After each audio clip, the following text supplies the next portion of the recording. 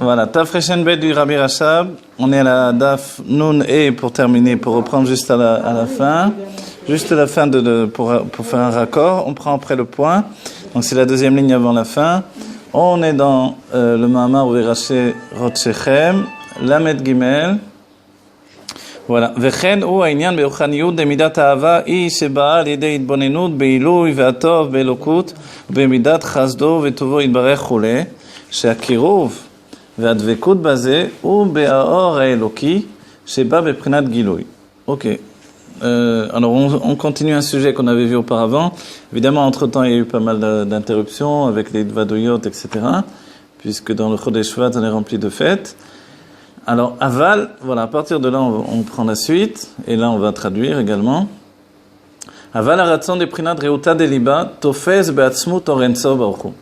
Évidemment, quand on entend ça, ça nous fait plaisir d'entendre des mots pareils. On les voit pratiquement que dans la Chassidut Chabad. Sachez que c'est vraiment le seul endroit, ni dans la Kabbalah, ni dans d'autres livres, où on parle de cette manière-là de l'essence de Dieu.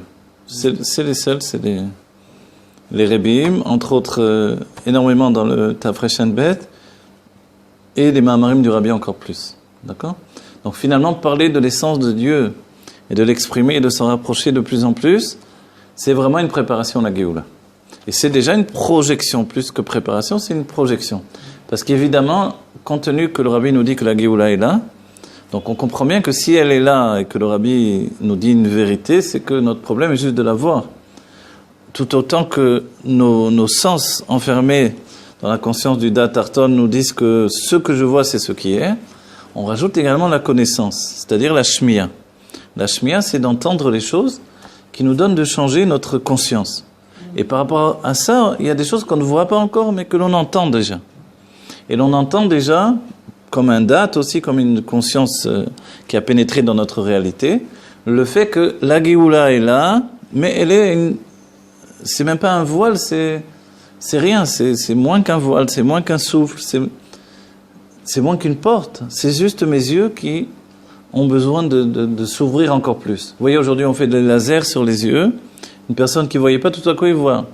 Elle ne voyait pas de loin, elle voit de loin. On voit que c'était juste c'est moins qu'un voile qu'on enlève sur les yeux. Et pourtant la personne voit tout à coup très loin, alors qu'elle ne voyait pas très loin.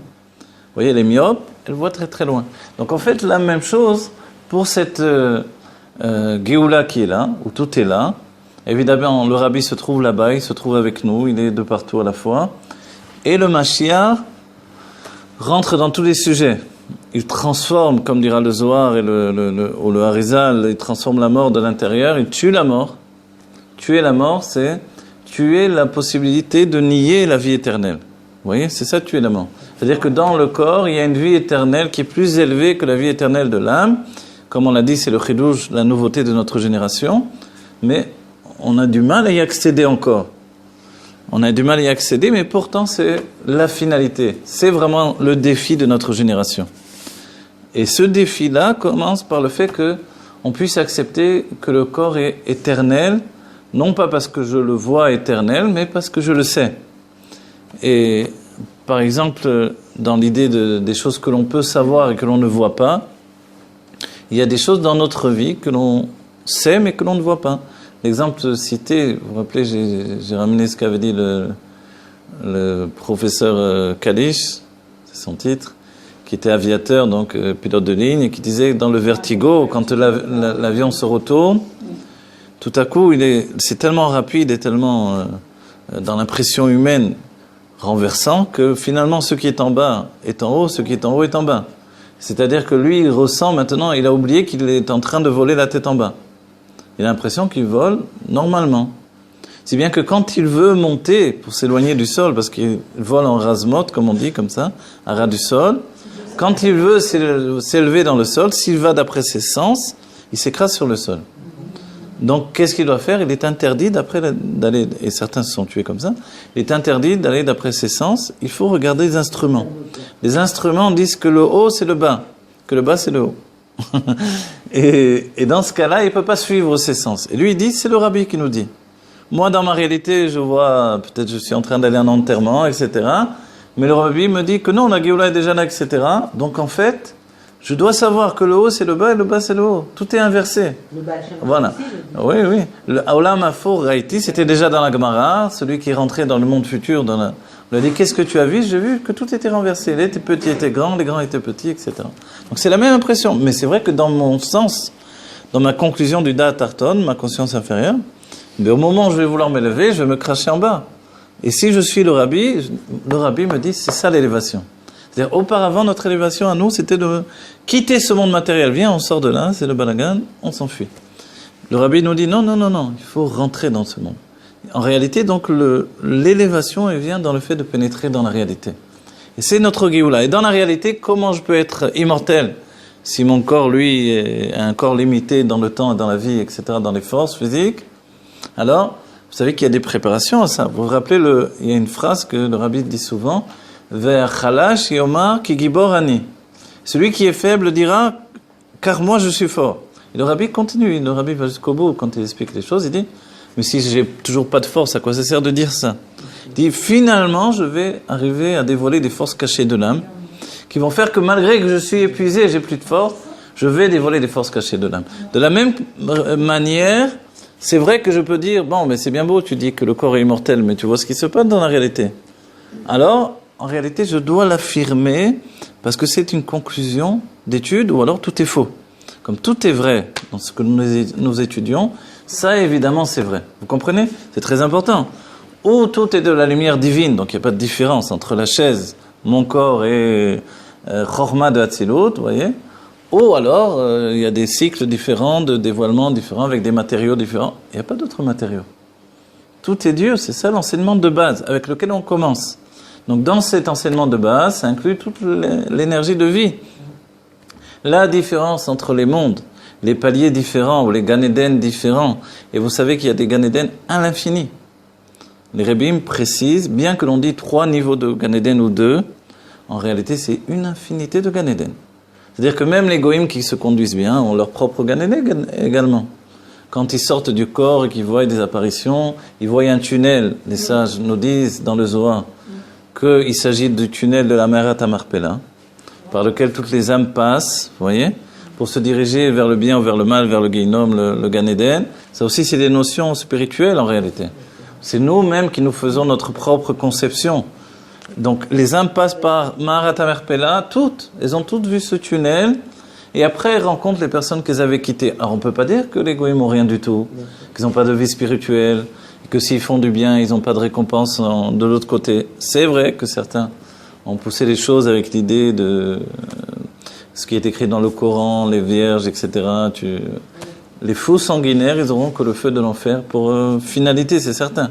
Et si vous voyez une seconde de ça, bien sûr que ils ne seraient pas conduits comme ça dans leur vie. Non seulement ils font de cette vie un enfer, mais ils vont trouver la même chose. L'homme entraîne avec lui ce qu'il est. Ça, c'est un jeu de... Là-haut, en réalité, il n'y a rien. Il n'y a ni... Je ne sais pas comment vous dire, ni Gan Eden, ni Guéhinom, c'est moi qui entraîne tout ça avec moi. C'est ce que j'y mets qui va... Ce que je mets là-bas va exister dans ma conscience.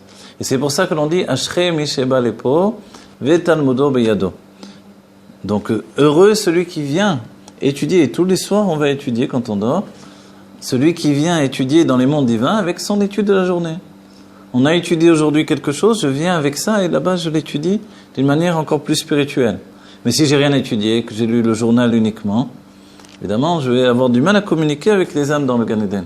Donc en fait notre vie elle correspond à ce que l'on veut. Vous voyez, si un matin je vais aller prier et que j'y arrive pas, parce que des tas de choses, etc., j'ai pas le temps, l'Admor Hazaken me dit, Mashava Tova Hashem et Tsafa l'idemaase. Une bonne pensée, Dieu va la compter comme si c'était un accomplissement. C'est ma volonté qui va faire la différence. Et le Baal Shem Tov dira, où se trouve ma volonté, là-bas je me trouve tout entier. Donc si nous sommes déjà dans notre volonté, dans la Géoula, elle se trouve là-bas notre volonté, il est certain que nous sommes déjà en Géoula. Nous ne sommes peut-être pas capables dans l'instant immédiat d'entraîner le monde entier vers cette Géoula, ce n'est qu'une question de temps. À un moment ou un autre, Dieu va nous fournir l'élément qui nous manque, la clé, effectivement, qui va nous permettre de faire basculer cette réalité dans la réalité divine et confondre le Da'at Elyon et le Da'at Tarton, les deux consciences, et se retrouver dans la Géoula totalement. Et dans cette Géoula, évidemment, participeront tous les Juifs. Aucun Juif n'est exclu. Et tous les hommes de bien, qu'ils soient juifs ou non juifs, évidemment, seront avec nous. Et les animaux, et le minéral, et le végétal, tout sera dans la Géoula. C'est-à-dire que le monde est propulsé dans une conscience de bien absolu, qui est en fait le dévoilement de la présence de Dieu. Tout ce qui est la difficulté de vivre au quotidien, tous nos problèmes viennent en réalité d'une seule et même source. C'est expliqué dans la Kabbalah, c'est le Tzimtzum. Mais le Tzimtzum dans sa perception du Tzimtzum. Non pas le Tzimtzum comme un projet divin qui nous permet d'exister de manière individuelle, mais non, c'est pas la même chose, parce qu'au bout du compte, le Tzimtzum, c'est un chidouche aussi. C'est une nouveauté qui va permettre à l'apparition. Le Tzimtzum, c'est que Dieu met un voile entre lui et nous. Mais vous voyez que l'interprétation, même l'explication du Tzimtzum, va donner toute la différence. Chez l'Admorazaken, le Tzimtzum, c'est que le Or Nichlal Bamaor. C'est-à-dire, au lieu de retourner en arrière dans le sens du voile, où Dieu est plus loin de nous, on s'est englobé dans le luminaire, si bien qu'on ne voit pas Dieu. À l'image de la lune qui se rapproche tellement du soleil qu'elle est masquée, à l'image que l'on dit Saginé Or, vous voyez un hiver, un Saginé Or en hébreu, celui qui est ébloui de lumière. Il est tellement ébloui de lumière qu'il ne voit plus. On est dans cet état d'esprit. Pourquoi on ne voit pas Dieu? Parce qu'on est ébloui par la proximité que l'on a avec Dieu. On est dans le mort. Et comme dans le mort, le luminaire, il y a son intention que ce monde existe, alors c'est ce que l'on voit. Nous percevons, nous voyons de nos yeux le monde que Dieu a voulu faire exister dans sa conscience à lui. On est projeté dans une entité qui s'appelle le corps, et par le biais du corps, nous percevons un monde autour de nous. Vous comprenez tout ça? Mais le point de bascule, il est extrêmement fin, tenu. C'est rien du tout en réalité. C'est moins qu'une seconde où tout peut basculer. Parce qu'une conscience, ça s'acquiert en un souffle, en un moment, en un éveil. Elle peut venir d'en haut. Voilà. Elle vient d'en haut comme un cadeau pour le travail que j'ai fait. Comme ce qui est dit pour les deux parties de l'âme qui sont des makifim. Chaya, qui est intermédiaire, c'est une intuition divine qui est liée à la Chokhmah. Et Yechida, qui est liée au Keter.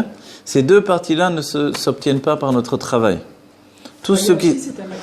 Oui, Chaya, c'est un makif qui est lui intermédiaire. Le Zohar donne l'exemple comme un verre qui déborde. Vous voyez? L'eau qui déborde du verre représente en fait le niveau de Chaya. Chaya, il y a Nefesh, Ruah, Neshama, Chaya, Yechida. Makif, c'est-à-dire la lumière qui nous entoure. Elle est aussi bien à l'intérieur qu'à l'extérieur, mais elle reste au niveau psychologique inconsciente. Vous voyez? Ce sont les forces cachées de l'âme. Les forces cachées de l'âme ne se dévoilent pas de par un travail personnel, mais de par le fait que l'on ait travaillé, que on ait tellement le désir d'y arriver, Dieu nous donne cette ouverture. Donc la Géoula dans le même sens, c'est pour ça qu'il y a des contradictions quelquefois dans les textes, que la Géoula, le Rabbi lui-même dit, la Géoula ne dépend que du Mashiach. Après il nous dit, ça dépend que de vous. Après il dit, ça ne dépend que de Dieu. On peut voir, je peux vous montrer des endroits différents, on va dire, alors, ça dépend de qui dans l'histoire? Ouais. Alors en fait, ça dépend de tout le monde. Ça ne dépend que de nous, ça ne dépend que du Mashiach, ça ne dépend que de Dieu. Chacun fait son travail en fait. Si je ne fais pas mon travail, je ne peux pas attendre que le Mashiach fasse son travail à lui. Oui, et que Dieu fasse, enfin, entre guillemets, tout est Dieu, mais dans l'idée qu'il est choutaf avec nous dans cette entreprise. Et l'entreprise qui nous entraîne vers la Géoula, c'est un travail de dévoilement pour dévoiler ce que l'on possède déjà. C'est tout le secret de l'âme du juif. Le juif ne va jamais vers autre chose que lui-même. C'est ce qui fait peur à chacun d'entre nous. Mais, en chemin, quelquefois, et ça s'est passé dans les siècles précédents, et aujourd'hui on a toujours le piège, mais, quoi qu'il en soit, on est en train de réparer le tir, si on peut dire. En chemin, quelquefois, on s'est détourné de l'image profonde de nous-mêmes. Aujourd'hui, notre travail, et on insiste sur ce point-là, c'est de dévoiler combien, finalement, nous sommes, non seulement dans la proximité de Dieu, qui est l'esprit même du monde de Hatzilut, Etzel Vekarov, proche de Dieu, mais que nous sommes Dieu parce que tout est Dieu. Mais Dieu dans une conscience de réalité vécue dans le Datarton, une conscience inférieure. Donc je suis moi-même. C'est pas parce que tout est Dieu que j'ai arrêté d'être moi. Et c'est ça le chidouche de la Géoula. Je suis dans la Géoula, dans une proximité infinie, avec la lumière infinie du fait de mon âme. De par le corps, je serai attaché à l'essence de Dieu. pour laquelle rien n'a jamais existé, tout a toujours été là, et tout est le niveau de l'essence, Ani Hashem Lo Shaniti. Quand on dit cette phrase-là de la Torah, je suis Dieu, je n'ai pas changé, avant de créer le monde, après que le monde a été créé, on comprend bien qu'il n'y a aucune différence pour Dieu. C'est-à-dire la Géoula, ce n'est pas un projet pour Dieu lui-même. La Géoula est un projet pour nous-mêmes, pour accéder à cette réalité avec laquelle on ne vit pas encore totalement, mais vers laquelle nous allons chaque jour un peu plus. Et c'est pour ça que notre éducation aujourd'hui nous entraîne vers une Géoula qui arrive de manière à, vous voyez comment on peut dire, se confondre avec notre réalité, avec notre cerveau. Et c'est pour ça qu'elle a besoin du temps d'intégration. La Géoula est en train de s'intégrer dans notre cerveau de plus en plus. Elle va gagner tout notre cerveau, elle va commencer à fonctionner. Un cerveau de Géoula, c'est pas la même chose qu'un cerveau d'exil. Le cerveau d'exil, d'après tout, ce n'est qu'un objet matériel, organique. Le cerveau de Géoula, c'est une fusion de Dieu dans la réalité divine, dans ma perception. Vous voyez ? Une fusion, parce que moi-même, je prends conscience que je suis au sein de Dieu, l'expression de Dieu lui-même, et je vais concevoir qu'il a désiré ce monde. Donc je vais devenir moi-même un créateur de monde. C'est la définition. Puisque dans la Géoula, on arrive au niveau de Hatzilut. Le propre du monde de Hatzilut, c'est que chaque niveau peut être un créateur de monde. Vous voyez ? À partir de Chokhmah de Hatzilut, se dévoile que la création du monde, c'est cette conscience-là de donner naissance au divin comme une réalité nouvelle. Vous comprenez ce que je dis? On le comprendra bientôt. On va avancer là. Aval haratson de prinat reuta de liba, mais la volonté de l'éveil du cœur, tofes beatzmut oren sof baruch hu. Elle saisit l'essence de l'infini divin. Vous comprenez? C'est-à-dire que Dieu désire notre cœur. Si dans notre intellect, on n'arrive pas encore à concevoir l'essence de Dieu et on ne peut pas l'exprimer, okay? C'est justement cette dernière barrière, entre guillemets, c'est pas une barrière. L'essence de Dieu, si on ne peut pas l'exprimer, c'est parce qu'il faut être. On ne peut pas en parler. Vous comprenez? Il y a des choses où on ne peut pas dire qu'est-ce que c'est avant d'être la chose. Vous voyez, c'est comme quand on est enfant, on peut se projeter à l'infini ce que je serai quand je serai adulte. Finalement, on voit bien que ça n'a rien à voir. Oui. Oui. Quand on est ouais. les choses, on peut en parler. Quand on est, on n'a plus besoin d'en parler ensuite. Voilà, ouais.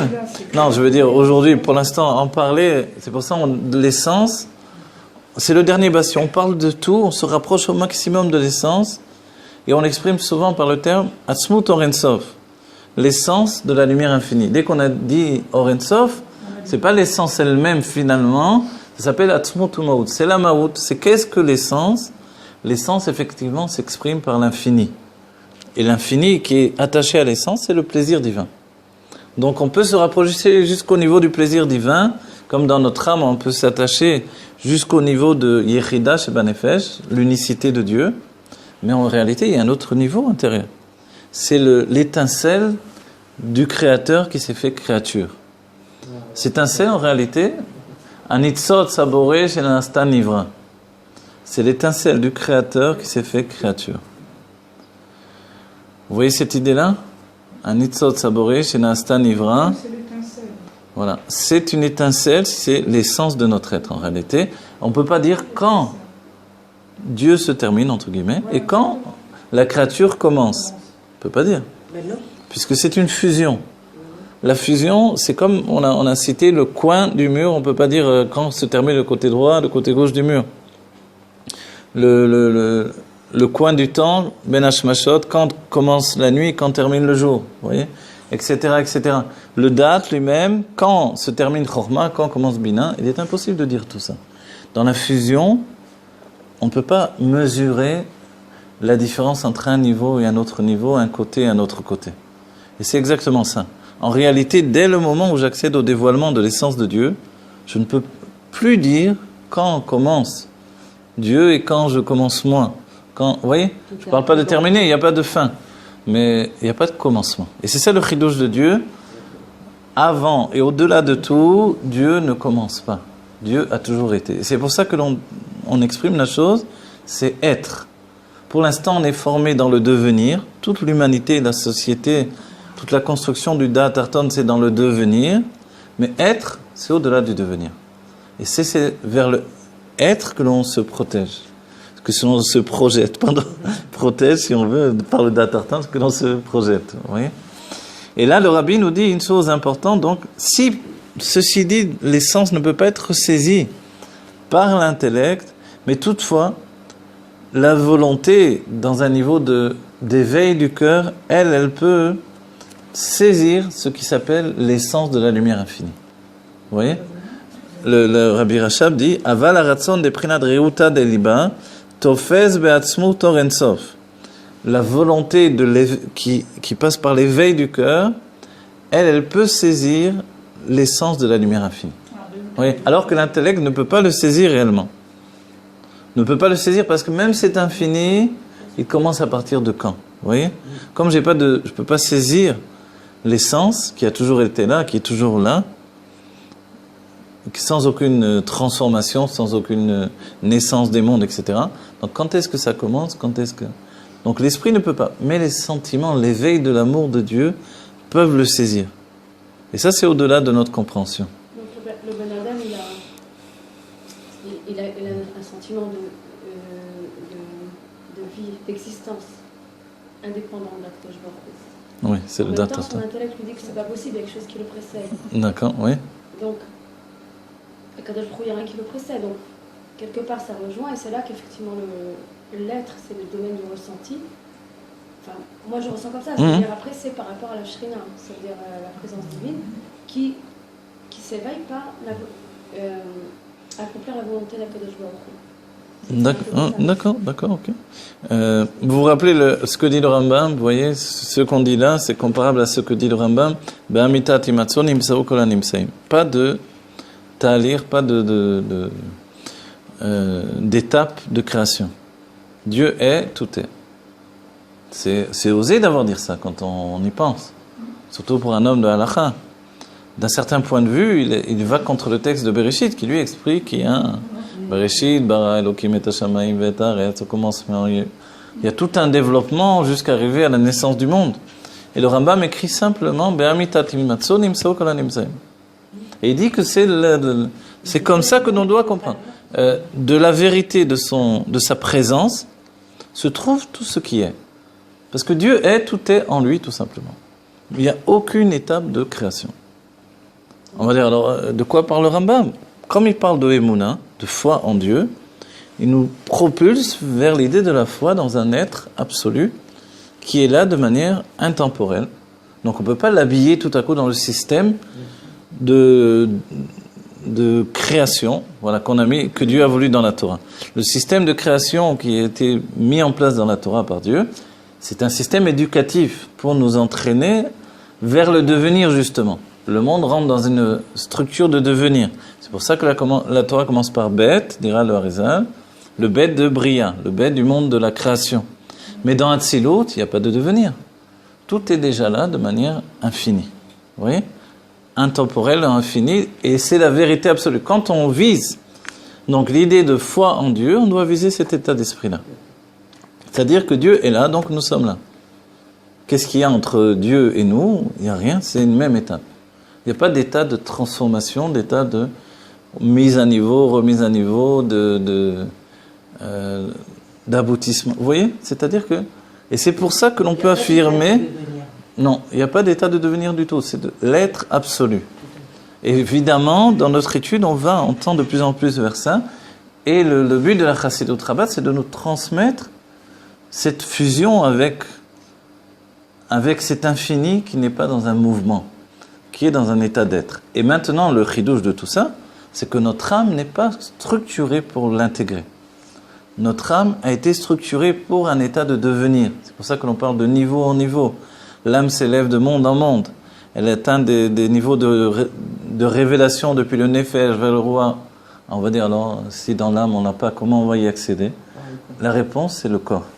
Le corps n'est pas structuré dans un état de devenir, il est structuré dans un état d'être. Il est, c'est tout. Vous voyez? Et c'est pour ça l'enfant de le ventre de la mère qui a tout le développement des makifim, de ce que doit être le corps dans la Géoula, il voit tout. Il voit d'un bout du monde à l'autre, il voit déjà les vies passées, il voit déjà le futur, il est dans les mondes divins en même temps qu'il est ici. Il n'a aucune limite. Tous les enfants. Tous les enfants. Voilà. Tous les enfants, alors si la question elle pose l'idée, les juifs ou les non-juifs, je sais pas pourquoi. Non, si c'est une âme juive, même au sein, c'est-à-dire quelqu'un qui va ensuite accéder au judaïsme, oui, également pour lui. Si c'est une âme de non-juive, a priori, c'est un peu différent, certainement. Mais il doit avoir un niveau de conscience qui correspond. Mais je ne sais pas, je n'ai pas reçu l'enseignement, je ne l'ai pas vu écrit, je ne peux pas trop improviser là-dedans. Quoi qu'il en soit, en tout cas pour nous, le fait est que l'on apprend toute la Torah de manière makif, de manière absolue, justement pas dans un niveau de devenir. On ne progresse pas dans le ventre de la mer.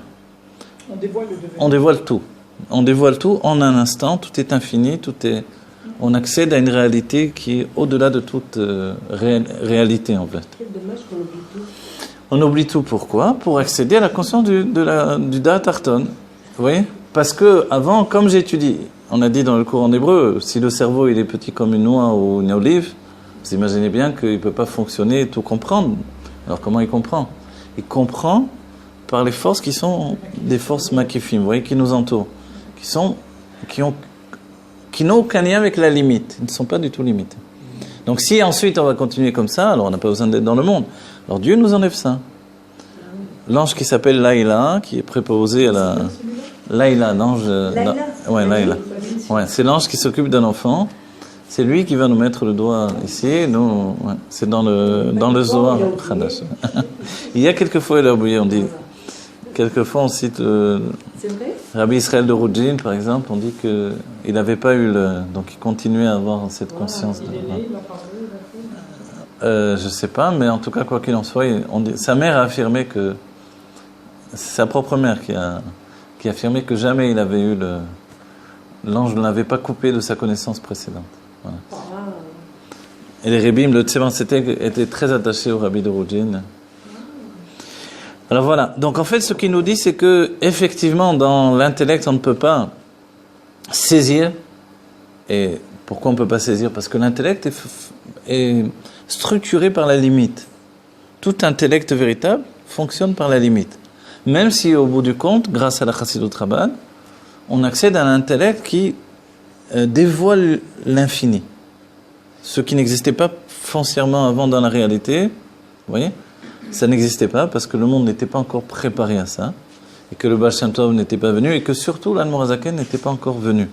Quand est venu l'Admor HaZaken, il nous a transmis la possibilité d'accéder à l'infini par la limite de l'intellect. C'est-à-dire, effectivement, il y a une structure limitée. On a un langage, on utilise des termes qui sont des mots humains. Or, a priori, l'infini ne se transmet pas avec des mots humains. Vous voyez, se transmet par une télépathie, par quelque chose qui est le langage des âmes, qui ne s'exprime pas par la bouche. Quand les âmes se retrouvent en dehors du corps, elles ne parlent plus avec la bouche, elles n'ont pas besoin ce besoin d'exprimer en bougeant les lèvres, etc. Alors on parle, le langage de l'âme, il se fait de manière télépathique, si on peut dire. Oui. Donc dès le moment où nous, on exprime par le biais du corps, on limite. Le but du corps, c'est de tout limiter. Et en fait, on comprend bien que donc si mon intellect qui fonctionne par la limite ne peut pas saisir l'essence de Dieu, le Rabbi nous dit que mais mon éveil du cœur vers Dieu, la volonté, alors de m'attacher à Dieu, alors par rapport à ça, je peux saisir l'essence de Dieu. Vous voyez? Et ça, c'est extraordinaire. L'essence de Dieu. L'essence de Dieu, c'est-à-dire Dieu lui-même. Vous voyez, comme quand on étudie, on voit qu'il y a plusieurs niveaux dans le dévoilement divin. Mais quelqu'un qui n'étudie pas, pour lui, Dieu, c'est Dieu, quoi. Voilà, la pshitout, la simplicité, comme un enfant. Et en fait, on doit étudier tout en gardant cette idée que Dieu, c'est Dieu sans... Et si on doit lui donner un nom, c'est l'essence, c'est-à-dire son intimité profonde. Est-ce que c'est le sentiment qui va être le déclencheur si on libère ce sentiment dans notre cœur, tout en continuant l'étude, etc., qui passe par l'intellect? C'est cette relation entre le cœur et l'intellect qui va faire que ça se déclenche? Certainement que oui. Certainement que oui. Certainement que oui. En même temps que Donc, il faut que l'intellect, un sentiment le d'amour. sentiment est une finalité. On a étudié dans le séminaire Mashpia.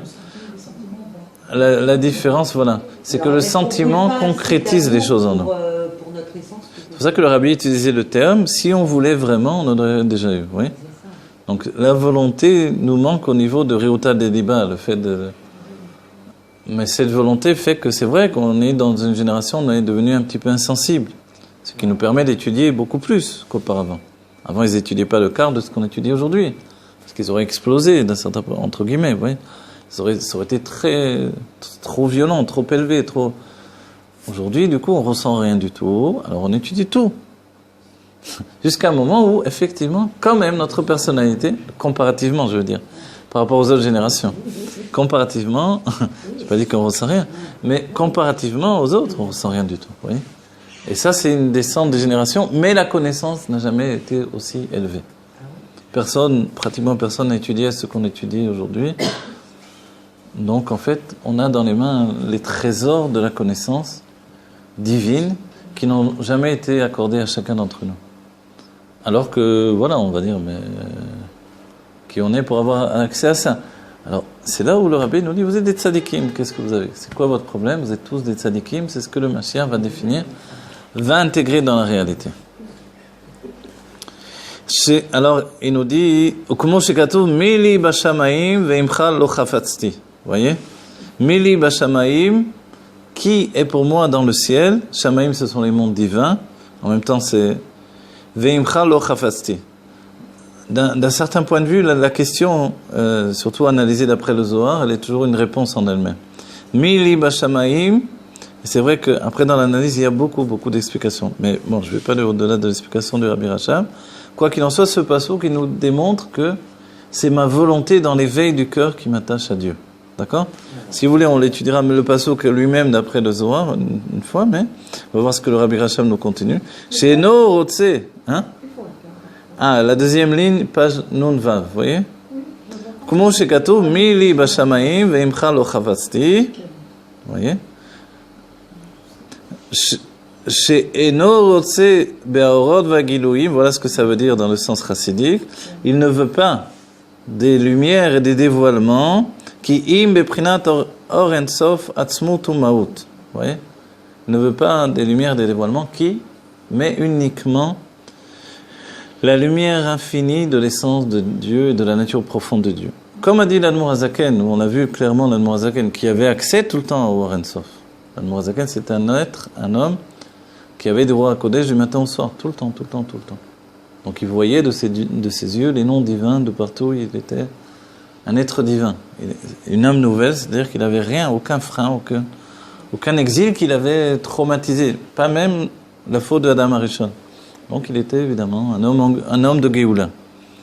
Et malgré ce, on sait qu'il s'est jeté par terre et qu'il a pleuré. Il a dit, Dieu, je veux pas de tes dévoilements, je veux pas de ton Gan Eden, parce qu'il savait qu'il avait accès à tout ça. Je te veux toi, je veux ton essence. Le reste, j'en veux pas. Et ça, cette définition, elle s'attache à toute la volonté de la Chassidut Chabad, qui ne s'accomplit que dans la Géoula, mettez vache les mains.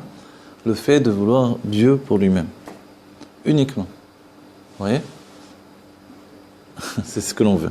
Comprenez ? C'est-à-dire que... C'est une histoire d'amour. Hein. C'est de la passion, quoi. C'est quoi exactement ? Ça veut dire que... Comment vous dire ? Je vous donne un exemple.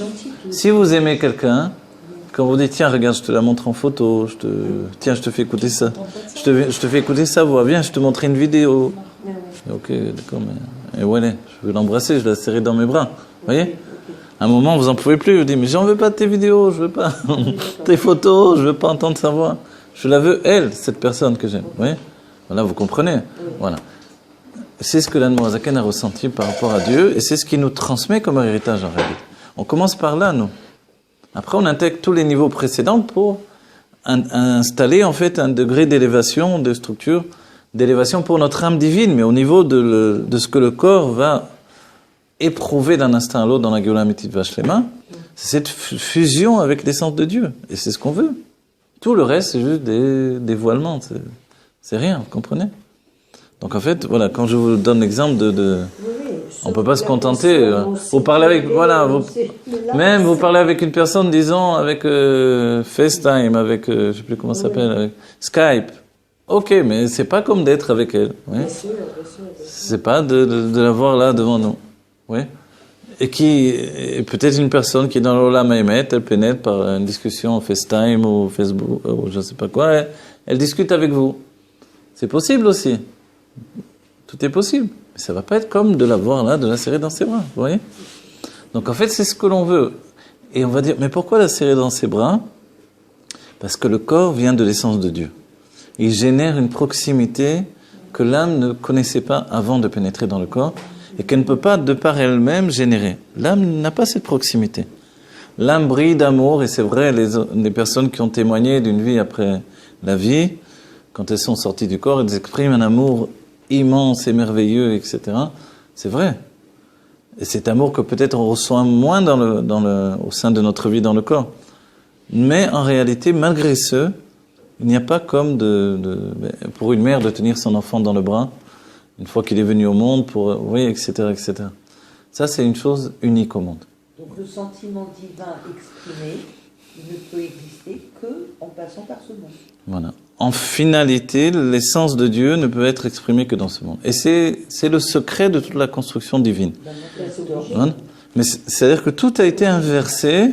Bah oui, sinon, comment tu veux? Il n'y a que dans ce monde qu'on peut éprouver ce plaisir. Il n'y a que dans ce monde dans lequel on peut accéder à ça. Et c'est vrai que pour chacun d'entre nous, dès que l'on dort la nuit par exemple, nos âmes éprouvent l'autre amour, l'amour de l'âme divine. Oui, mais sans aucune conscience. Non, on a conscience, mais on oublie à l'éveil. On oublie à l'éveil. Qu'est-ce qui entraîne que l'on oublie à l'éveil? C'est aussi la tzmout qui est dévoilée dans le corps. L'essence qui se dévoile par le biais du corps. Comme il est à un niveau absolu, en fait, tout de suite, il efface ce qu'il y avait auparavant. Parce que lui, il vit à l'instant présent. Ce que tu me dis, c'est très beau, mais c'était hier. Hier, j'en ai rien à faire d'hier. Maintenant, ça existe. Oui. Comme un enfant qui n'a pas de notion du temps. Il vous dit tout à l'heure, on a été à la plage. Ça fait l'année dernière, vous voyez. Pour lui, c'est tout à l'heure. Il peut très bien parler comme ça, il n'y a pas de problème. Ça veut dire que l'instant présent, c'est l'unique instant. L'instant présent est le seul et unique instant. Exactement. Exactement. C'est là, il faut le passer. Exactement. L'instant présent, il nous libère. L'instant présent, bien sûr qu'il nous libère. Dans le rêve, excusez-moi. Oui. Dans le rêve. Alors, finalement, dans le rêve, on a aussi des dévoilements de l'essence. On n'est pas entièrement dans l'essence. Voilà.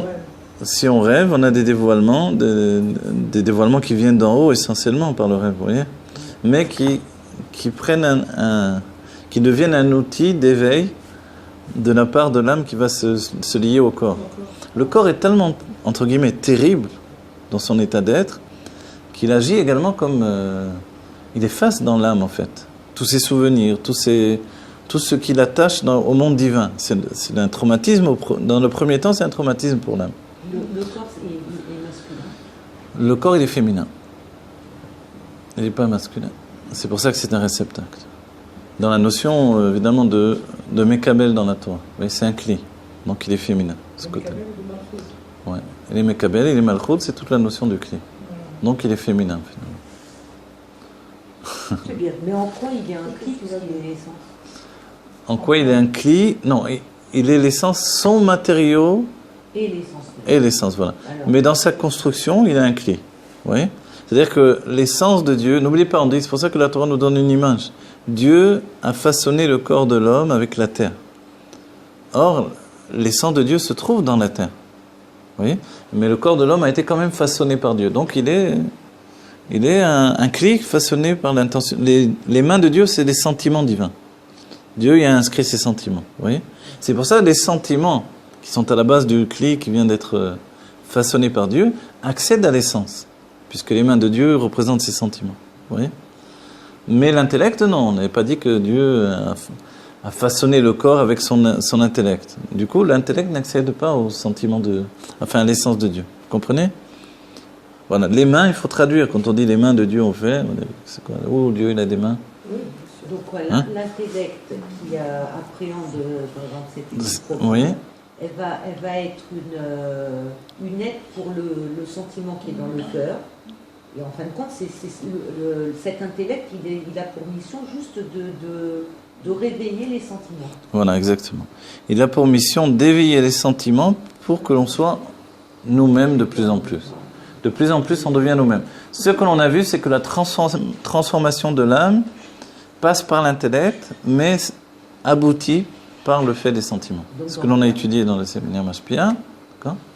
Donc, vous avez dit ? Dans le cœur. Donc, dans le cœur, voilà. Et c'est pour ça que Dieu désire le cœur. Quand Dieu dit qu'est-ce qu'il désire, il n'a pas dit je désire votre intellect, je désire votre cœur. Parce qu'on peut très bien étudier, mais avoir le cœur ailleurs. Donc, le cœur, voilà. Oui, il y a trois. Est-ce que la tava, c'est le cœur? La tava, tout ce qui chez nous est un mouvement de vie, de passion, passionnel entre guillemets, si on peut dire, c'est en fait, le corps est enraciné. Le cli du corps vient du taux. Voilà. Et en fait, l'intellect, ça vient pas du... Non, l'intellect c'est le tikkun, c'est le contraire. C'est très fort. L'intellect c'est le tikkun, le corps c'est le taux, et les sentiments découlent également du monde du taux. Mais c'est des sentiments qui doivent être réparés justement.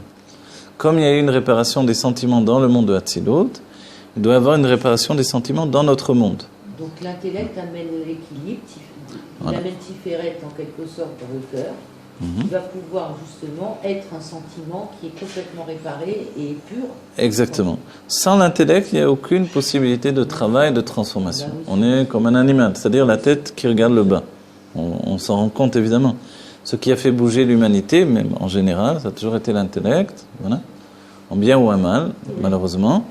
Notre but, par le biais de la Torah et la Chassidut, qui elle est dégagée de l'étreinte de la matière qui nous enferme, justement, qui enferme, c'est la volonté de Dieu, alors on accède au bien absolu. Et dans le bien absolu, justement, la matière ne nous enferme plus, elle nous libère. Donc quelque part, l'intellect actuel, c'est un intellect intermédiaire. Dès le moment qu'on réveille le sentiment dans le cœur, c'est-à-dire qu'on devient un intellect du cœur. Oui, alors est-ce que l'intellect actuel, c'est pas le da'at qui est l'intermédiaire en attendant? Le da'at, c'est l'intermédiaire. Mais n'oubliez pas, il y a deux points qu'il faut préciser. Le rabbi va le souligner, et on le verra dans le Rabbi Rayatz également, ou l'Admorazaken lui-même. C'est-à-dire que la Chassidut Chabad, elle vient dévoiler l'intellect. Mais par exemple, quand le Baal Shem Tov est venu, il a dit aux Litaïm, au mouvement lituanien, il leur a dit, vous dévoilez l'intellect, moi je dévoile le cœur. Le cœur. C'est pour ça que quand l'Admorazaken est venu dévoiler l'intellect, qui plus est avec le langage du Harizal, les Chassidim ont donné une immense opposition à l'Admorazaken. Et la définition des Rebbeim, c'est que, c'est vrai, je dévoile l'intellect, mais l'intellect du cœur. Et le Rabbi dira, le Rabbi Rayatz, vous avez dû voir cet enseignement-là, nous aussi, finalement, on est reliés à la grande maison de la Chassidut. Et le Rabbi Rayatz dira qu'entre le fait de dévoiler l'intellect ou le cœur, c'est juste de dire par quoi on commence. C'est-à-dire les autres commencent par le cœur pour arriver à l'intellect, nous commençons par l'intellect pour arriver au cœur. C'est juste un point de vue différent dans ce point. C'est-à-dire que les Chassidim, c'est une même maison, une même source de transformation humaine, vous voyez, pour accéder à la Géoula. D'accord ? Cette Géoula, c'est l'amour inconditionnel. L'amour inconditionnel de la vie. Et clair et limpide. Voilà, exactement. C'est à ça qu'on a... Exactement. Voilà, je l'ai cité hier dans le cours en hébreu.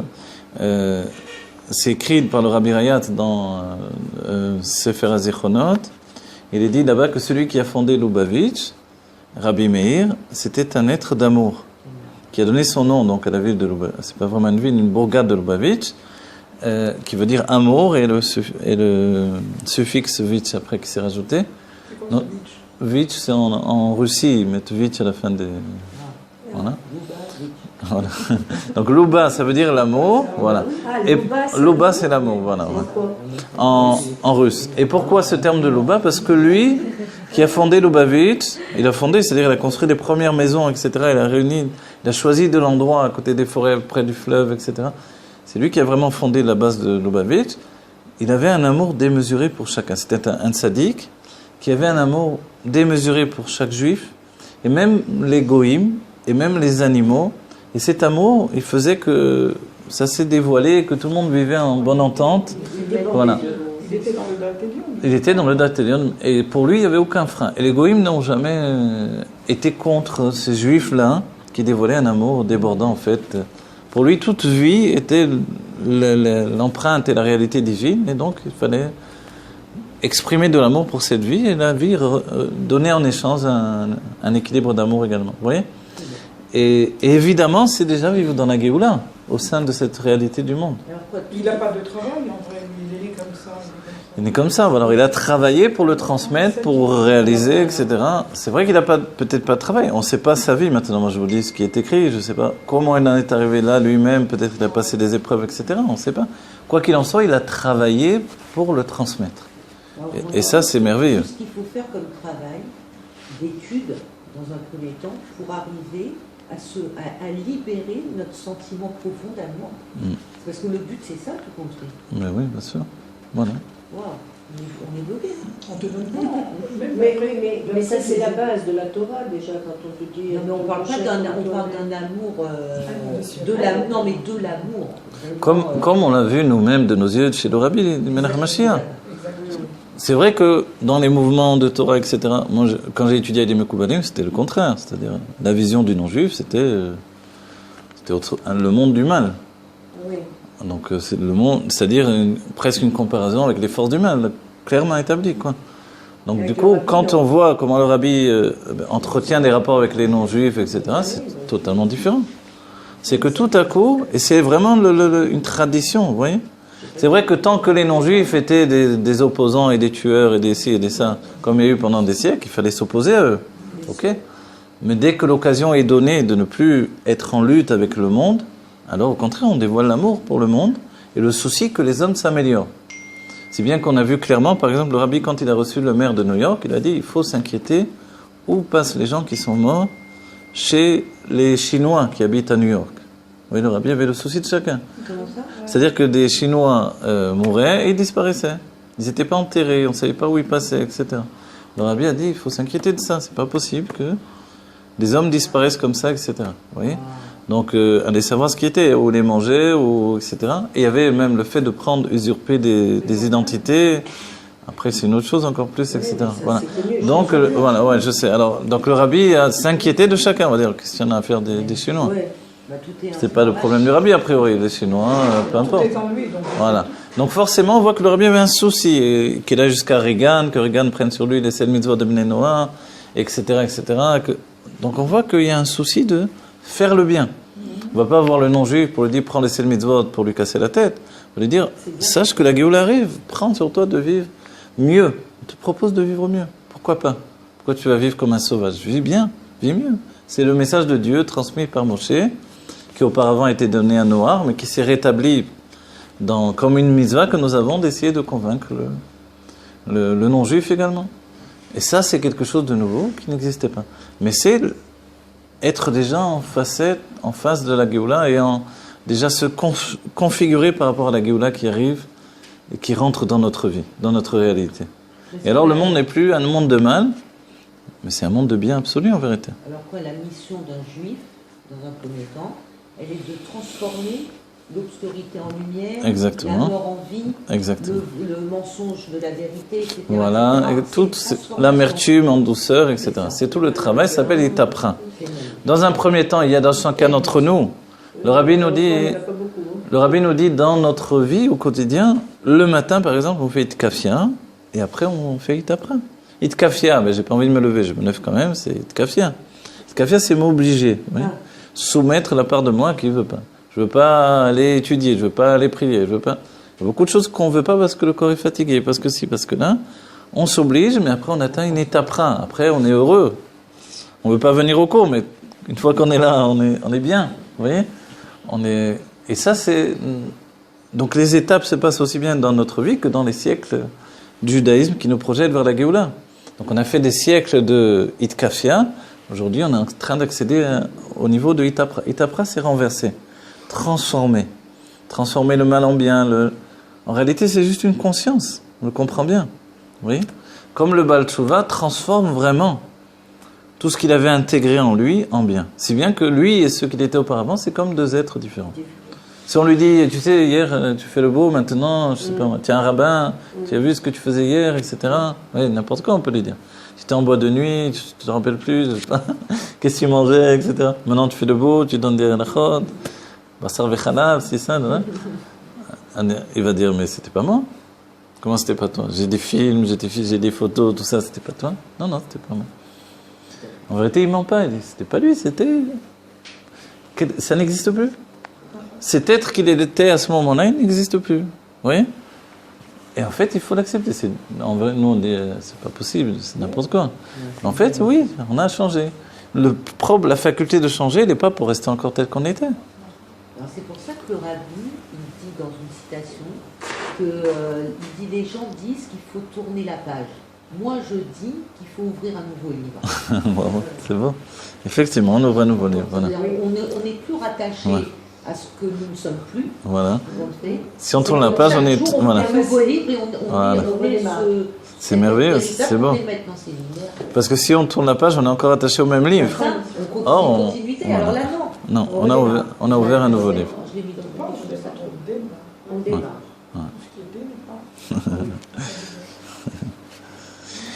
Ok.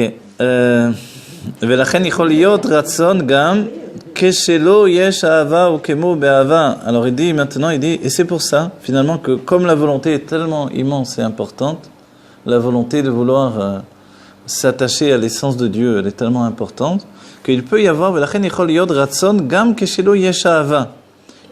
Ouais, כשלא יש. C'est une négation positive. Il peut y avoir également une volonté alors que je n'ai pas d'amour. C'est de ça assez souvent dont on parle. C'est-à-dire que j'ai pas vraiment une réalité de cet amour absolu. Je le ressens, mais c'est pas...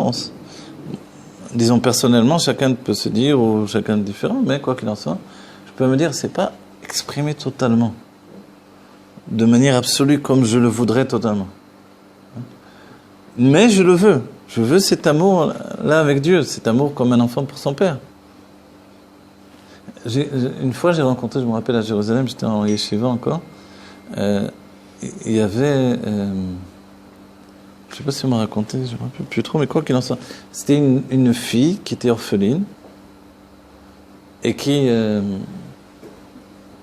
n'avait pas de père, donc, qui était orpheline de son père. Donc son père ne venait pas la chercher à l'école, etc., etc. Et elle avait du mal à vivre ça, des enfants qui disaient mais où est ton père, etc. Donc c'était très dur. Et les filles qui apportaient mon père, il m'a acheté ça. Et à un moment, elle s'est tournée vers Dieu. Elle a dit Dieu, moi j'ai pas de père, mon père c'est toi. Elle a dit maintenant c'est à toi que je vais demander. Et tout ce qu'elle demandait à Dieu, Dieu lui apportait. Elle a dit clairement, ça a duré longtemps, jusqu'à son mariage ça a duré. Et même quand elle était plus grande, donc. Tout ce qu'elle demandait, elle disait, c'était phénoménal. Elle disait, Dieu, je veux une glace pour des volontés d'enfants. Il y avait quelqu'un qui venait, qu'elle ne connaissait pas, qui lui apportait une glace. Tout ce qu'elle demandait, on lui apportait. C'était tellement... Elle a dit, elle a vécu comme ça. Et pour elle, il n'y avait aucune difficulté, c'était normal. C'était son père, elle vivait comme ça. Oui. Donc en fait, en nous, on est des enfants de Dieu, donc on a tous cette proximité-là. Et le temps passé, elle a dit que quand elle s'est mariée, finalement, elle a perdu ça. Par le mariage, parce que peut-être il y avait une autre personne, un autre amour projeté vers une autre personne, un autre homme, etc. Et nous, notre vie se passe aussi où l'amour est projeté vers d'autres buts, etc. Mais quoi qu'il en soit, il faut savoir que c'est ça notre rapport avec Dieu. Vous voyez? Que le rabbi le dit quelquefois, si on criait vraiment vers Dieu, ah ben, je te veux, alors Dieu viendrait totalement. Donc il y a une petite déconnexion qu'il faut évidemment remplacer. Il faut rétablir. Voilà. Et ici, le Rabbi Racham nous dit que quelquefois, donc l'amour n'est pas au niveau de la volonté de cet amour que je voudrais. Mais malgré ce, alors il nous dit, ukemo be'ava vaben, donc comme on a cité ici, comme l'amour entre un père et un fils, que she'aben eno kedebai chas v'shalom de'az lo yesh itgalut ha'ava elav. Quand il peut arriver que le fils n'écoute pas du tout le père, il se comporte mal, que Dieu préserve, alors, dit Chas v'Shalom, alors il se peut que le dévoilement de l'amour du père pour son fils n'est pas comme il faudrait. il est en colère contre son fils. Umekol makom yeshno le'aratzon shebe'etzem u rotze bebeno. Malgré ce, il y a la volonté dans son essence, il veut son fils. C'est-à-dire, a priori, et on a vu quelquefois des pères qui sont, je veux plus le voir, tant qu'il change pas sa vie, tant que, je sais pas, tant qu'il est marié avec elle, tant que, tant que ci, tant que là, je veux pas le voir, qu'il s'approche pas d'ici, etc. On a entendu ça. Mais on va dire alors, c'est vrai, vraiment, c'est ce qui se passe dans son cœur. Il dit non, pas du tout. Dans son être profond, dans sa conscience profonde, en fait, il veut être avec son fils tout le temps, il peut pas s'en empêcher. C'est au-delà de tout. Donc en fait, comme avec nous et Dieu, c'est juste quelque chose qui s'est placé entre nous et Dieu. Et souvent, comme il est dit dans les livres de Chassidut, c'est que on croit que Dieu s'est éloigné, que Dieu préserve. En fait, c'est nous qui nous sommes éloignés dans notre conscience. Mais Dieu, il n'a pas bougé. Il n'a jamais bougé, il a toujours été là. Il est toujours là, en fait, au présent. Dechen ou adugma lemala, dektiv ve'av gamzot, chule, lo meastim velo galtim. Vous voyez? Ici, en réalité, on n'a jamais écœuré Dieu, on n'a jamais dégoûté. Quoi qu'on ait fait. Vous voyez ce que ça veut dire? C'est-à-dire que quelquefois que Dieu préserve, les Juifs ont fait vraiment Avodazara. C'est des trucs horribles. L'Avodazara, c'était un cirque, quoi. Ça avait un sens spirituel, d'accord. Voilà, c'était un truc de... Non, je ne crois pas que les Juifs en étaient arrivés jusque-là, que Dieu préserve. Ouais. Avec... Ouais, mais je ne sais pas s'ils avaient fait vraiment cet Avodazara, là, quand même. Mais quoi qu'il en soit, c'était le cirque, quoi. Jusqu'à rentrer des Avodazara à une certaine époque dans le Beth Amikdash, pour dire à quel point. Et la plupart des rois d'Israël, malheureusement, quand on regarde le Tanar, il y en a eu combien qui étaient des tzadikim, on peut les compter sur la main, quoi. C'est vrai, c'était... Parce que il est défini que le Yetzer Hara était très grand. Le Yetzer Hara pour l'Avodazara, aujourd'hui, on sait plus ce que ça veut dire, mais à l'époque, c'était vraiment... Et les âmes étaient démesurées aussi, c'était pas des petites âmes comme nous. C'était des gens qui cassaient tout, qui tuaient, qui volaient, qui violaient, je sais pas, ils étaient... dans un paroxysme de l'expression de leur âme. Rien à voir avec ce que l'on connaît aujourd'hui. Donc, ils allaient à fond dans la Vodazara, je ne sais pas ce qu'ils faisaient de plus fou, de plus dégoûtant, de plus... Oui, pour accéder à des forces spirituelles qui venaient nier l'expression divine. Et malgré ça, Dieu dit que non, je ne vous ai pas vomi, j'ai pas été écœuré par vous. Une mère, même si son enfant est tombé dans la boue, il a vomi, il est plein de je sais pas quoi, elle va aller, elle va le ramasser, elle va le prendre sur son cœur. C'est vrai. Un père va être plus délicat. Mais bon, oui. Elle y va, elle n'a pas peur de se salir, elle va hein. Chérie, il y a le petit qui est... Kumamari Razal, Ben Kar ou Ben Kar, Banai M, voilà. Comme les sages ont dit, comme ça ou comme ça, ce sont mes enfants. D'accord? Et ça, c'est extraordinaire. On doit arriver à ça. On doit arriver à ça. Et en réalité, pour Dieu, évidemment, c'est comme ça de toutes les manières. Vous voyez? C'est de notre côté, comme on est des enfants, on est des enfants, quoi. C'est nous qui avons, comme les jeunes adolescents, ils croient, je sais pas quoi, dans leur tête. Et après coup, ils se rendent compte combien ils ont fait des erreurs et comment ils ont mal réagi, comment là. Quand on a rejeté nos parents, quand on a été coléreux, quand on a... Mais bon, alors pour arriver à ce stade d'amour exprimé, il faut retrouver l'amour qu'on a pour soi. Pas un amour de... Voilà, pas un amour de pacotille, un véritable amour, effectivement. Un amour dans la justesse de l'amour. Voilà. Il faut remonter l'estime de soi-même, c'est le commencement. Voilà. Et c'est pour ça que la Torah dit je ne peux pas aimer l'autre tant que je ne m'aime pas correctement. Non, voilà. Le Baal Shem Tov dit, n'oubliez pas, il dit, on ne s'aime pas vraiment. Il dit, si un juif s'aimait vraiment, il ne se permettrait jamais les chutes qu'il s'est accordées. Parce qu'on le voit par rapport à nos enfants, on ne veut pas qu'ils chutent, on veut le meilleur. Et quoi, et nous, alors, on veut le pire? Non. Comment ça se fait alors? Vous comprenez? On ne prend pas le temps de s'analyser, de s'aimer. Alors, vous voyez, les nouvelles générations prennent le temps par contre. Vous voyez? Comme les nouvelles générations... on voit plus de messages. Non, mais la nouvelle génération est à la recherche du bonheur. Voilà, la recherche du bonheur. Donc automatiquement, on est obligé de prendre du temps Voilà. pour aboutir à ça. Le monde est à la recherche du bonheur parce que nous sommes en direction pour la Géoula qui sera un monde de bonheur absolu et véritable. Vayenu baratzon shezeo mipne sheu atzmuto u mauto kemamar Hazal. Voilà. C'est-à-dire que quand on dit benkar ou benkar banai em, comme ça ou comme ça, c'est mes enfants. Qu'est-ce que tu as? Ouais. Si vous allez, je sais pas, vous mettre en colère contre un père ou une mère en cassant du sucre contre son enfant, c'est le père que vous êtes. Voilà, on va terminer le cours parce qu'on doit terminer. Il est déjà bientôt 1h. Les introductions chassidiques, voilà, étaient bien. Donc on a dit tout ça, c'est la volonté. N'oubliez pas, le Tanya nous dit que Dieu nous juge d'après notre volonté. On n'y arrive peut-être pas, il y a beaucoup de choses où on n'arrive pas, mais la volonté, on a. Et ça, c'est l'essentiel. Dieu juge le juif d'après sa volonté, pas par rapport à ce qu'il réussit. Vous comprenez? Si un juif dit « Dieu, je veux faire tout ce que tu veux », il n'y arrive pas. Il n'arrive pas à servir Dieu dans... Mais oui, il y a des gens qui n'y arrivent pas. Ils n'arrivent pas à mettre les tuiles, ils n'arrivent pas à prier en mine, il y a un... Dieu juge le juif. Non, juge dans le bon sens, on ne parle pas... Mais pourquoi à l'extérieur? Ah, mais parce que le juif a besoin d'entendre ça. Le juif, dans le Da'at Tarton, a besoin d'entendre ça. Oui. On a commencé par le D'accord. Et après, d'accord, ne vous truquez pas. Après, on sait bien qu'on se juge soi-même. C'est pour ça que, voilà. Quand j'entends que Dieu me juge comme ça, hein, moi, je vais apprendre à me juger comme ça. C'est là aussi, c'est un amour qui passe par moi-même. Mais quand j'entends que Dieu me voit comme ça, n'oubliez pas, la chassidut, c'est pas tel que moi, je vois Dieu, mais tel que Dieu voit l'homme. Dieu nous voit comme des tzadikim, nous voit comme des merveilles, comme des diamants, comme des... Dans la perfection. C'est là où tout est transformé. Parce que c'est la vision de Dieu qui est sur nous-mêmes.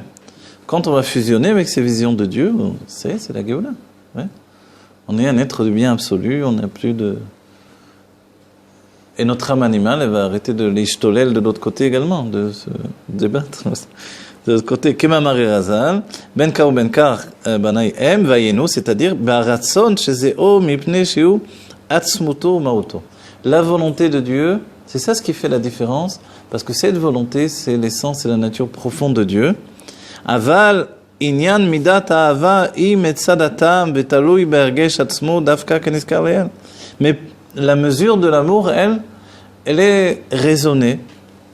Elle vient d'un raisonnement, puisqu'elle est, elle dépend du ergesh, de la sensation, et en fait, elle est raisonnée, elle est construite par la raison. Alors, il nous dit, vous avez compris, ça dépend de ma propre sensation. Ergesh atzmo. Moi, je ne ressens pas, c'est-à-dire que j'accepte ce que l'on me dit. Que Dieu me voit comme un sadique, que Dieu me voit comme quelqu'un de méritant, que Dieu a investi tout. Voilà. Et quand on dit toi comment tu te vois, la panime. La personne la plupart du temps dit moi c'est la panime, je me vois. Hein. Alors vas-y, commence à te voir différemment. Vous voyez ? Et c'est à cause du fait que l'on n'a pas d'estime de nous-mêmes que le monde est perçu comme un monde cruel envers nous. Mais vas-y, toi, sois généreux envers toi, et le monde va être généreux envers toi. Et une véritable estime de toi. Tu mérites tout. C'est pas ce que en hébreu on dit tu ne m'acrines pas, Aizé, tu irradies pas ça. Si tu irradiais ça, tu verrais que tout viendrait à toi. Parce qu'on a une fausse estime voilà, on n'ose pas. Exactement. C'est juste une question qu'on n'ose pas. Ah non, ça se fait ça. C'est un peu Non, je préfère faire les enfants. Oui, je sais, c'est automatique. On est tous comme ça. Oui. On mange les miettes des enfants, on mange mais c'est faux, c'est bête, c'est contre-sens. Voilà. Enfin, finalement, on doit inverser le cheminement, quoi. Pas jusqu'à manger la viande, leur donner les pommes de terre. Mais pas jusqu'à manger la viande du ragoût et leur donner les pommes de terre. Mais il y a des pères qui font ça. Mais de trouver justement cet équilibre de comme lui, comme moi. Ouais. Mais il ne dit pas non, il va t'énerver. Fais pas tout ça. Non, vous n'arrivez pas, mais voilà. Mais vous devez tendre vers ça. Parce que quand vous allez vous l'accorder, vous allez permettre aux autres de se l'accorder, à vos enfants. Vous voyez ? S'il y a un blocage chez votre enfant, c'est aussi parce que vous avez ce blocage. Vous voyez ? Que de génération en génération, on transmet. Cette sorte de... Chez les enfants, au contraire, je crois qu'ils ont sûrement. Voilà, ça c'est la nouvelle génération. Ouais. Mauvais, c'est-à-dire... Donc l'estime de soi-même, c'est quelque chose qui est l'essentiel de notre génération. Donc on n'est plus la dernière casserole de la batterie de cuisine. Parce que la galoute, elle nous a beaucoup Oui, affaibli. affecté. Elle nous a beaucoup affecté. Et que dans notre éducation, ben, on s'est éduqué comme on a pu. Voilà. Voilà. Et là, on fait une reconstruction de l'être par le haut. C'est ça la chassidut. Non plus par le bas. On s'est construit par le bas. Par le bas, effectivement, on prend des coups à droite à gauche. Après, je rentre les épaules de plus en plus. Mais quand on prend maintenant, on se reconstruit par le haut, il y a de la place, il y a de l'espace. On retrouve notre Voilà. royauté. On retrouve voilà, l'état d'être profond du juif, qui est effectivement, nous sommes des fils de rois et des rois. Un roi, il ne va pas dire est-ce que je peux manger un dessert raffiné? C'est possible? Quoi, c'est possible? Oh, non, t'amènes, qu'est-ce que tu as? Ouais. En fait, nous, on est comme ça. Est-ce que je peux devenir riche? C'est possible, probable. C'est quoi cette. Mais oui, deviens riche et c'est tout. Impose-le au monde. Impose le droit que tu as à recevoir le meilleur du monde. Et comme ça, tu aides les autres à le faire également et tu le transmets. C'est une transmission que tu vas transmettre à tes enfants, etc. etc. La chaîne de la culpabilité humaine que l'on a drainée pendant des siècles, il faut la couper à un moment ou à un autre. Voyez. Après, il y a des niveaux d'inconscient de plus en plus grands. Vers ça, on va par l'étude de plus en plus profondément. Mais de départ, il faut la couper, cette chaîne de culpabilité, sinon on peut toujours la voir. On va toujours avoir des raisons de culpabiliser pour ci ou pour ça. Et on a connu les pères et les grands-pères ou nos propres mères, etc., qui avaient la culpabilité, qui n'avaient pas assez fait pour leur mère, alors que la mère, elle avait tout fait pour eux. Ouais. Donc, on dit stop. On coupe le cordon. On recommence à zéro. J'ai fait de mon mieux, le reste c'est Dieu qui a voulu, tout ce qui s'est passé c'est tout. Maintenant, au futur, je ferai à nouveau de mon mieux. Ce qui se passera, c'est Dieu qui a voulu à nouveau. Etc., etc. Vous voyez, une dynamique de vie où je traîne pas des boulets, je traîne pas l'acrobate, il traîne sa croix. Je m'en fiche de sa croix, c'est pas mon histoire, c'est le christianisme. Le judaïsme profond d'après la Pnimiut Torah, c'est un mode de vitalité constante qui est irradié par la lumière infinie et qui est costaud parce que c'est basé sur l'essence de Dieu. Donc il n'y a pas ni à droite ni à gauche. Mon corps n'est pas un souffre-douleur. Mon corps a droit de vivre le bienfait que Dieu veut lui accorder, le bienfait absolu qui est la Géoula. Donc on doit y accéder. Donc c'est pour ça que le rabbi nous dit des choses que les rabbinim n'osaient pas dire auparavant. Il faut être riche, il faut la Géoula immédiatement, et chacun doit être riche, et chacun doit être... On doit retrouver le statut. Voilà, exactement. De rétablir la situation du juif tel qu'on a frôlé la Géoula au temps de Shlomo Améler, où le juif s'était réinstallé dans une structure de juif de Géoula, et c'était vraiment un cheveu de la Géoula à ce moment-là, et le date de Elokut était vraiment sur les hommes, et les goïms venaient tous se soumettre aux juifs, la monnaie c'était le shekel pour le monde entier, etc. Vous imaginez? C'est-à-dire que c'est déjà arrivé en réalité. Donc ça doit arriver maintenant de manière absolue et éternelle. Donc dans un niveau sans comparaison. On rétablit la conscience qu'on a du je suis. Voilà.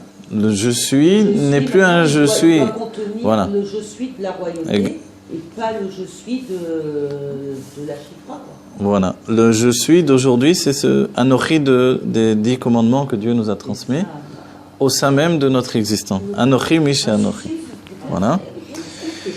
Voilà. Bon, je vais arrêter là parce que de toute façon, on reviendra à partir du point. Je sais pas si stylo, mais je vais marquer. Voilà. Que Dieu nous bénisse de vivre la Géoula Amitite de Vache Clément. Ce que l'on a compris, c'est l'essentiel. Et que la volonté, ça change tout. Okay? C'est vrai qu'au quotidien, on a fait beaucoup d'erreurs. Pas un peu d'erreurs, on a fait beaucoup d'erreurs, chacun d'entre nous. Okay? Voilà. C'est Dieu qui a voulu ce qui s'est passé au passé. Aujourd'hui, on reçoit des armes nouvelles pour arrêter de faire des erreurs par rapport à nous-mêmes et par rapport aux autres. Donc on va s'améliorer de plus en plus, on va chuter de moins en moins et on rentre en Géoula de plus en plus. C'est une Géoula progressive, pas par cruauté, mais pour que l'on puisse l'intégrer dans notre réalité. Voilà, que vite on soit avec le Rabbi Melech HaMashiach dans la Géoula Amitite Vache Clément. Merci beaucoup, que Dieu vous bénisse, Shabbat Shalom, que du bonheur, que Pshoto Mamash. Vous voulez appuyer? Allez-y.